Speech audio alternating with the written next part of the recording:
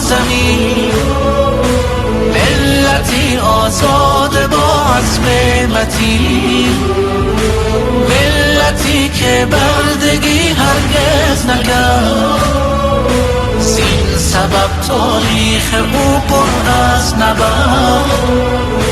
ملتی روشن ضمیر از نور دین، حریت با اصل و بنیادش عجین، آمدن افرنگ و شرقیان ز دور، در پی اقفال این ملت به زور، در پی اقفال این ملت به زور.